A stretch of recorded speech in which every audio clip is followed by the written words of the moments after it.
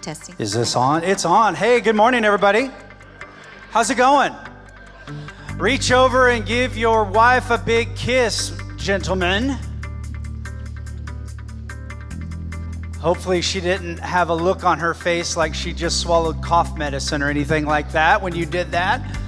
If so, that's okay. You're in the right place because we are at a marriage event, right? Did anyone enjoy last night? Absolutely, absolutely. Steph and I, one of our favorites is Michael Todd. And we went to his conference, Todd and Darlene were down there with us. And it was so incredible to just be a part of that environment. But man, Michael is, he's just lacking in energy a little bit. If he could just like get into it a little bit, he might be impactful, but no. This is my bride, Stephanie Vignery.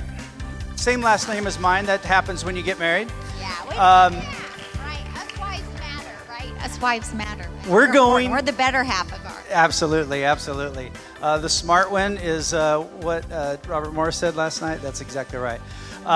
We're going on 17 years this June of marriage. Yes. Woo! Yep. Every year has just been incredible. Not, but 17 years nonetheless. And how many kids we got, Steph? Well, we've got 2 kids, 9 and 12. We have a son that's 9, he's Joshua. And we have a daughter, Kylie, that's 12. She's 7th grade middle school. And Joshua is 4th grade in elementary. And right now, I will tell you, if any of you have children, you know it can be a really busy time because we're getting ready to go to a basketball tournament after this. Our daughter's already at a volleyball tournament because she plays volleyball, and she's on the dance team at Chisholm. So we're at a dance competition. So right now is such a busy time. But as we know that kids are such a blessing to have in our life, right? If you have kids, you know that. Absolutely. And yet it can be stressors too. I will say it can put a lot of pressure and stress on a marriage too. So, but they're biggest blessings, that's for sure. So we were in the process of getting ready for this, and we wanted to share just a minute of our story, just so you can kind of get to know us. Like I said, 17 years ago, we were married. We met about a year and a half before that, and actually about 1 month before we were to be engaged, we ran into Clint and Mary at the gym. And I had never met Clint before. She knew Mary because they went to school together. And that following weekend, we started coming to LifeMission. So 17 years this September will be, the church will be 17 years. Yeah. That's awesome. Outside of just a small period of time in there where we helped another church plant get going. But it's something that we have had in our relationship ever since the beginning was a spiritual understanding of the same perspective. And I count my blessings on that because I didn't have that perspective until I was 28 years old, and she grew up in that kind of a home. And as we started on this journey of marriage, we started seeing these drastic differences from our past. Anyone can relate? Right. I grew up in a family that was much different than her family. We didn't have conflict.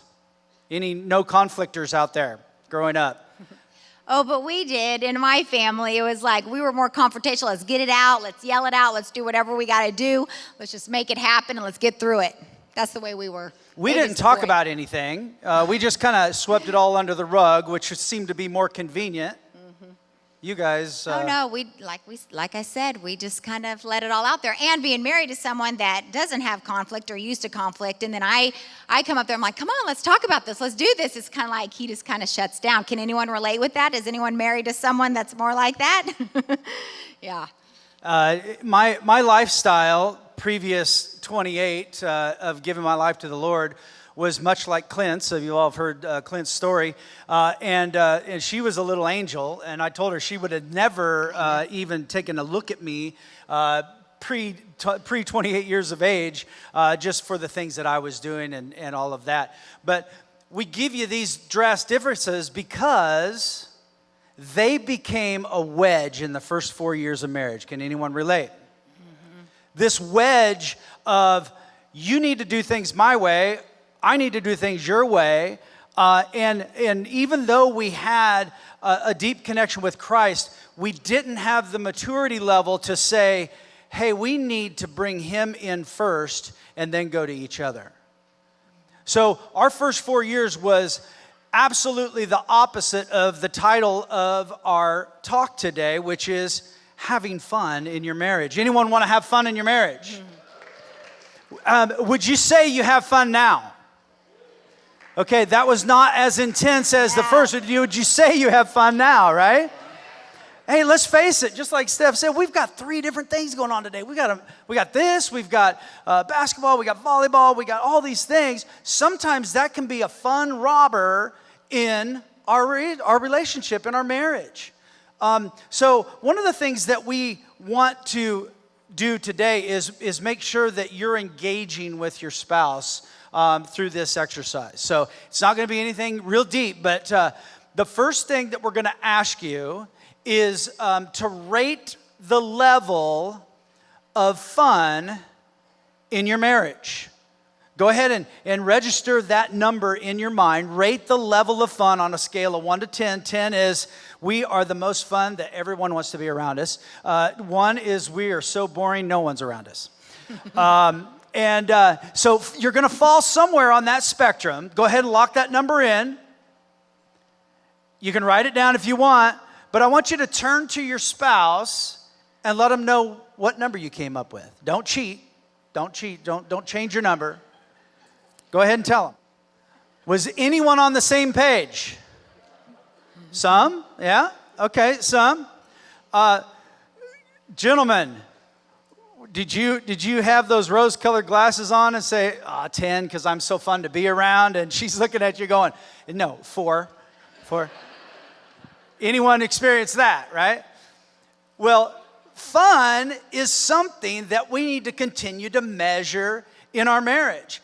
Steph, what did we actually rated last night. We didn't tell each other. We said, hey, what do you rate the level of fun in our marriage? What did you say?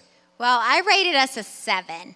And, that's pretty good. That's over, halfway. But I just felt like for me, because I'm only in control of me, but I felt like, ladies, and I don't know if you can relate with this, but I feel like constantly that I'm trying to get stuff done. Laundry, get the kids together, doing all these different things that it stresses me out that while I'm sitting there, I'm like, everyone else is having fun except me, And one day we just kind of looked at each other and we're like, gosh, we got to have more fun in our relationship because it's so serious all the time and we're both stressing out. And me as a woman, I feel like the responsibilities that I have, I'm always feeling like the disciplinarian, and he'll come home from work and then guess who's the fun person?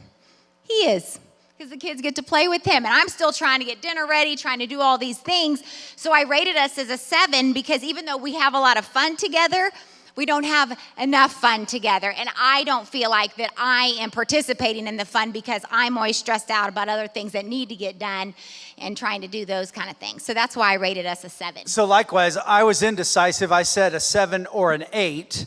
And that's a mirror to our relationship. I can be more indecisive and she's really decisive. But the same sort of thing. It's like we get into our week, and men, I don't know if you can relate with this, but man, I'm doing a lot of things in my week, and when I come home, sometimes I'm exhausted. Now, I really am mindful through the day to reserve some energy for my family because I know how detrimental that can be to come home and just be wiped out and then just check out to social media or check out to this or check out to whatever, and then there's zero connection. But it can be a real challenge through our week if we're not careful to reserve some of that energy and really shift our mind to saying, hey, we got to have more fun. I mean, she's fun. I'm fun. And that's, our perspectives. Other people may not think the things that we do are fun. And that's okay because you're you and no one else has a marriage just like you. No other individuals are just like you. So you have to create this fun in a manner that works for you. So, when we're talking about fun, I think it's only right that we point out some of the things that rob us of fun in the marriage. So we came up with some different things from a standpoint of what takes the fun out of our marriage, and Steph had a couple that she tossed out, which are very applicable to Well, today. my first one that I was like, and I was telling him this, I was like, you know what robs me of having fun is pressure, of feeling under pressure, of doing things last minute. So I don't know if any of you guys are planners, but if you're a planner, you probably don't want to do things last minute. You want to do things, plan it out, what you're going to do, what you're going to say, all these different things. But he is the total opposite, like, oh, let's just do this on the whim, And I'm like, oh my gosh, that totally stresses me out. So this is not fun for me to try to do this because I'm under this pressure because I want to plan this. But he's more like oh yeah, let's just do that. So I don't know if any of you can relate in that in your marriage, but it definitely takes the fun out for me because this is supposed to be a fun time when we're creating stuff and doing stuff, but absolutely not last minute. One of the things that I mentioned was a critical spirit.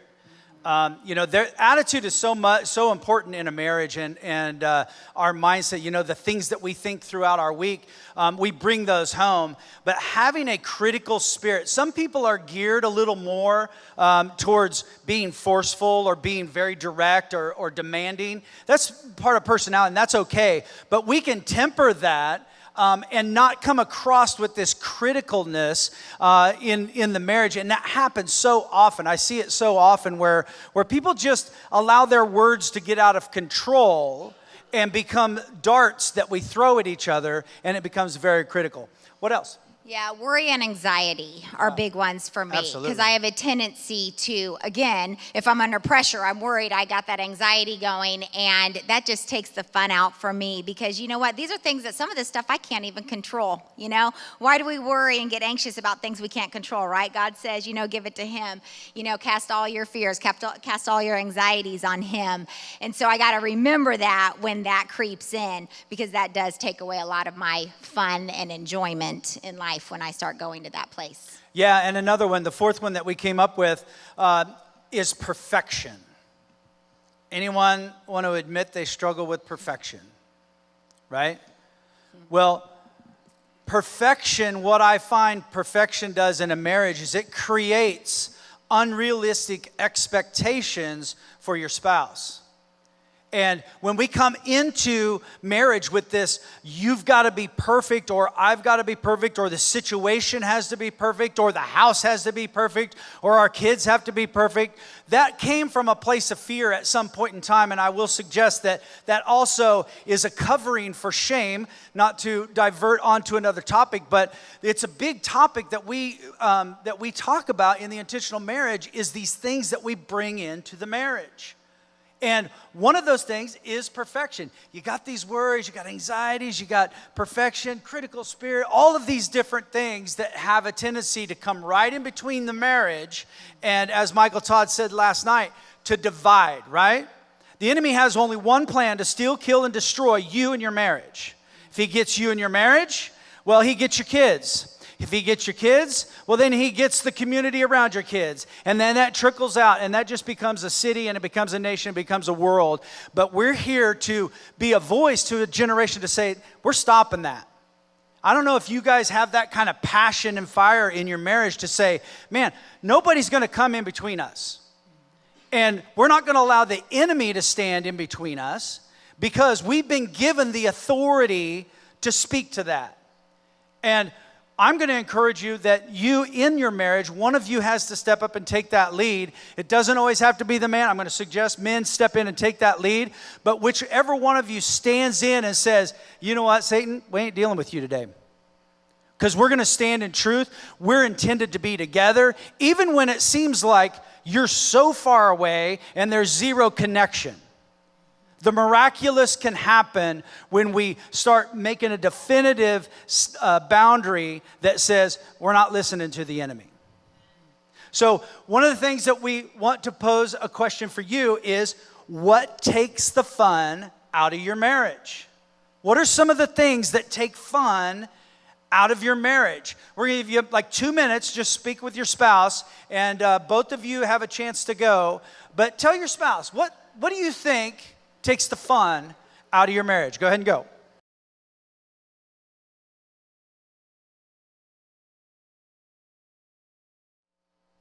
So have you ever sat and talked with your spouse about what takes the fun out of your marriage?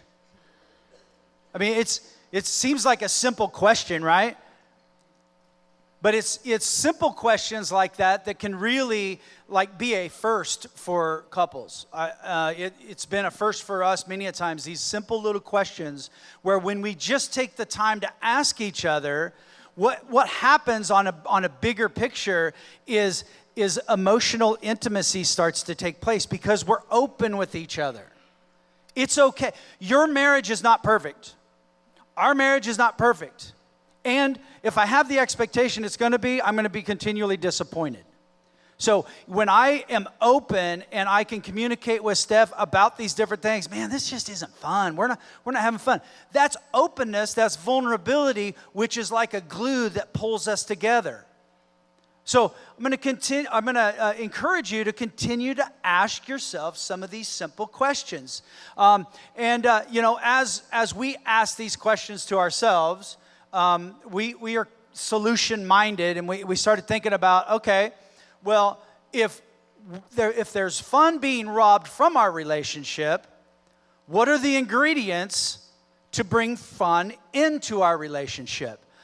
So we've got 3 quick points for you, 3 ingredients that we believe can encourage and promote fun in your marriage, and I'm going to let my bride tell the first one. Well, this is some of the stuff that we feel like that has helped us. So you might have some different answers to this too, but this is some things that we have found that are some good ingredients. So attitude, positive attitude. Because you know what? I might not always like what we're getting ready to do or go rake leaves or whatever, but you know what? If I go in with a positive mindset, I go in with what I need to do and go get it done, we can make fun out of it, right? So it's all within the attitude that I feel like is a main ingredient to make fun happen. And it doesn't matter what you're doing, and you're doing it together. And you know, one of the other things with attitude is mindset. I'm a health and fitness coach and stuff, and so I love that. So it starts with the mindset, you know, of going in daily. And because it's not that I want to wake up every morning at 5 o'clock and go teach classes, but you know what? I know that it's going to keep me healthy. I know the things that I got to do, because when I'm healthy as a wife, I'm going to be much healthier for our family and much healthier in our marriage. And I have to laugh because I think you know, being healthy is fun and stuff, and he's like, I don't think it's all that fun. I like to run, and some people would think that, oh man, I would not want to run, but I like to run. So yesterday I ventured out and did back and buys at the gym. It was really challenging to get up those stairs today because my legs are so sore. I'm like, Steph, this is not fun. It's not fun. Oh, but it is. It's so good. I love being sore. Who loves being sore after they work out? That's a whole nother topic. I do like being sore after I work out, just not when I'm trying to walk up the stairs. So there's a scripture in Proverbs that talks about, for as a man thinks in his heart, so is he, right? And it's like that mindset, our thinking is so critical for us to be able to step in and create a positive attitude in our marriage. Well, another ingredient that we came up with is being creative or spontaneous. Creativity and spontaneity can really add fun to the marriage. Some of the things that we've done just recently is I've had a break in my schedule and I've said, hey, meet me at Sam's and we'll do our Sam's order for the week. But we enjoy and have fun walking around Sam's Club and getting the things done that we need to get done. Or it might be, hey, there's an hour break. You're coming back from somewhere else. Let's stop and let's meet over here at the coffee shop and just grab coffee. Spontaneous things can be great. You still do need to plan the other things, but being creative with your time together can be of great value. And there's a scripture that we pulled out on this. It says, so I recommend having fun because there's nothing better for people in this world than to eat, drink, and enjoy life. That way they will experience some happiness along with all the hard work God gives them under the sun, from Ecclesiastes 8:15. So spontaneity and creativity. What's another ingredient, Steph? Laughter. Who needs more laughter in their life? Absolutely. You know what? Absolutely. I know that for he and I, it's like when everything's so serious, it's like sometimes you just have to laugh. You just have to laugh. And the other night, our family, we were just sitting there and we were talking about some stuff. I mean, we literally had gut-wrenching laughing going on, and it's just like we just look at each other and like, this is what we need to do more of. You've got to, live fully, laugh often, and love more. I'm sure a lot of you have heard that before. And it talks about in Proverbs 17:22, a joyful, cheerful heart brings healing to both body and soul, but the one whose heart is crushed struggles with sickness and depression. That joy, you got to bring that joy and that laughter into your marriage, because you know what? Otherwise, everything is way too serious. And when you have that laughter, it just lightens everything up just a little bit more. So Absolutely. So one more minute. I want you to turn to your spouse, and maybe it's one of these three ingredients that we just said, or maybe it's an ingredient that you've come up with that we've jogged your memory on. Turn to your spouse and ask them, what are some fun things that we can initiate, or what are some ingredients that we can initiate to have more fun in our marriage? 1 minute, go.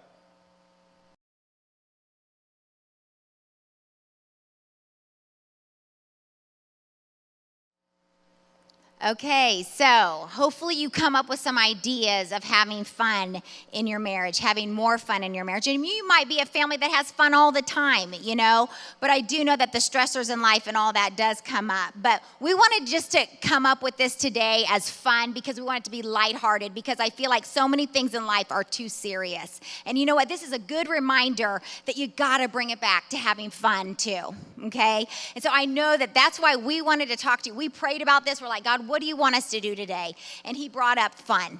And so, you know what? I hope that you can create more fun in your marriage, enjoy each other, because let me tell you, it'll make things a lot lighter and a lot smoother, and your kids will love it. Why not be childlike, right? That's what God wants us to be, is more childlike. Our kids can laugh and have fun all the time, but it's just like, why do we have to be so serious, Let's be more childlike, have that childlike faith, and we'll make our marriage even greater.